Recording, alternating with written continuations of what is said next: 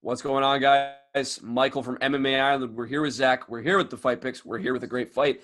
We got a great fight in the middleweight division. Maki Pitolo taking on Darren Stewart. Oh, wait, I forgot. Coconut Bombz. We'll pass it on to Zach. Coconut Bombz, the hype train that I'm not on.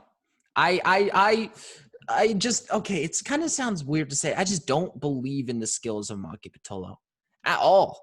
Everyone seems to be so excited about this guy. I don't understand. He was losing to Charles Byrd in the first round before he was able to finish him, and Charles Byrd is not a guy you want to look. You want to look dominant against Charles Byrd. You don't want to have it be a close fight. Anyway, getting a little off course here.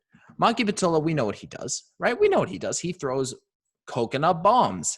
He has those powerful shots with not the greatest technicality, and that's about it. You know, he's pretty hittable is another thing. He's pretty hittable, and he's fighting Darren the Dentist Stewart. You know why they call him the Dentist? Because he knocks people's teeth out.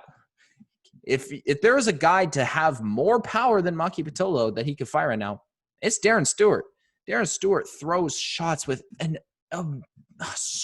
inordinate amount of power. He knocks people out, and man, he's okay. He's not looked like entirely impressive in the UFC so far.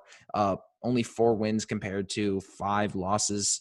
4 losses, 1 no contest. Sorry, but Darren Stewart, you know, we know what he does. He likes to go and he likes to throw as well, but he can also mix in the takedown game. And if we know that there's one weakness of Maki Pitolo, it's that. Off of his back, Maki Pitolo is as good as useless. He cannot do anything off of there. And if Darren Stewart wants to take it there, he can just ride out the fight all he wants. And he has that solid chin. Darren Stewart has that solid chin, as does Pitolo. But I think this fight really comes down to who has more power and who can sustain it for longer. I think the UFC experience of Darren Stewart is going to be the one. He's going to be the one who comes out on top. I would not be surprised to see him finish Maki Pitolo.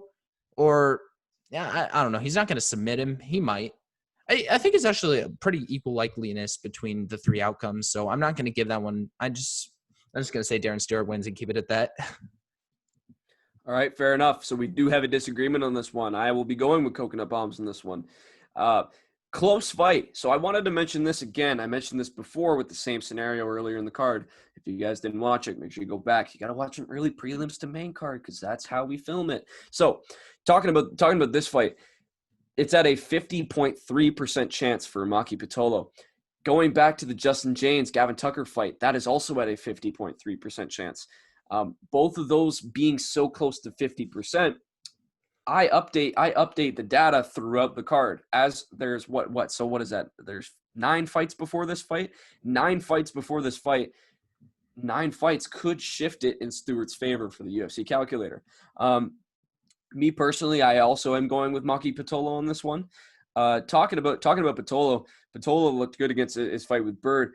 Stewart also looked good against Byrd. Both of these guys knocking Byrd out. But from what I value here, I value Pitolo's volume, and from looking at where I tend to mention where people are vulnerable and where people have looked vulnerable, and Pitolo's been finished 4 times. That's definitely something you got to be scared about.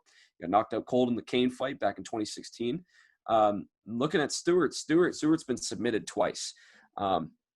He's been able to hit people. He's been able to knock people out. But I just look at who he has knocked out and who he has finished. He wasn't able to finish Win or Lewis, even a split decision win against Win. And then getting he's got 2 submission losses, Marquez and Roberson. His 2 knockout wins are against Byrd and Spicely, 2 dudes who are kind of prone to getting knocked out.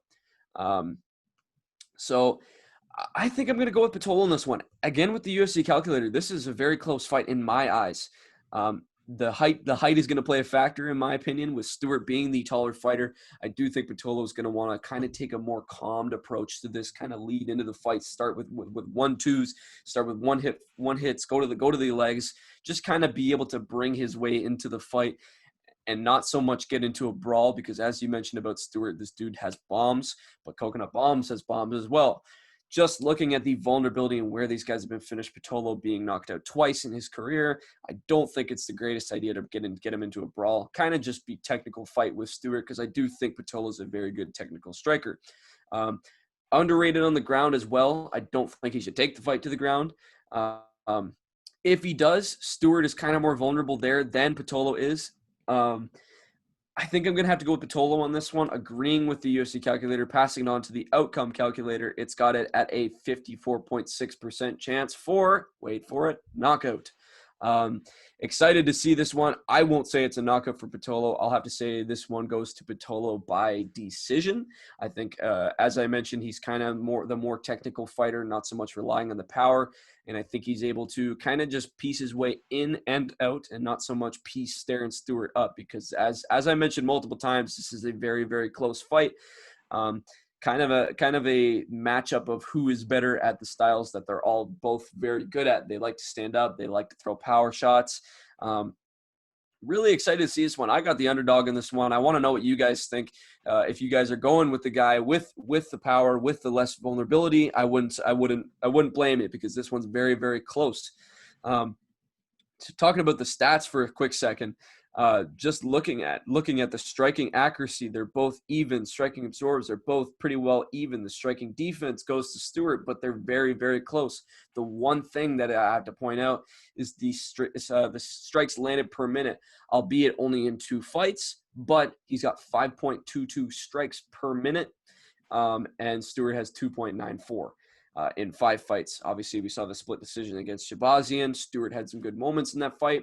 All in all, this is a very, very close fight. Really, really excited to see this one. I want to know what you guys think, so make sure you guys let us know what your pick is in the comments. You got to break the tie. We're 1-1 here. You got to break the tie. So just let us know what you guys think. Make sure you do it before the fight. But yeah, we want to know what you guys think. Just make sure you subscribe to the channel. Make sure you like the video. Show your support. Appreciate you guys watching.